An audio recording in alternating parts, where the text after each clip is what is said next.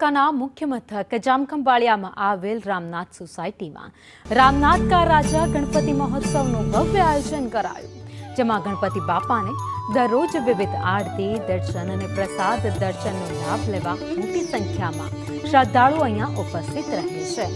રામનાથના રાજા ગણપતિજીને દરરોજ 56 ભોગ મોદક તેમજ રાત્રિ મહાઆરતીનો કાર્યક્રમ યોજાય છે। ત્યારે જિલ્લા કલેક્ટર રાજેશ તન્નાએ પણ પરિવાર સાથે આરતી અને દર્શનનો લાભ લીધો હતો।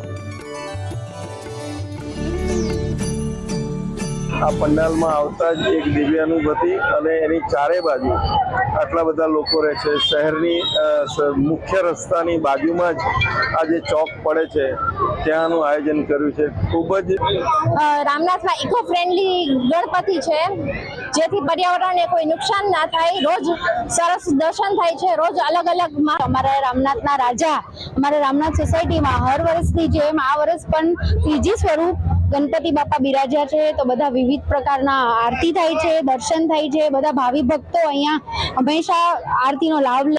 દર વર્ષે નવા વિવિધ પ્રકારના એનું સ્વરૂપ આપવામાં આવે છે દર વર્ષે, અને વિવિધ પ્રકારની આરતીઓ થાય છે। 56 ભોગના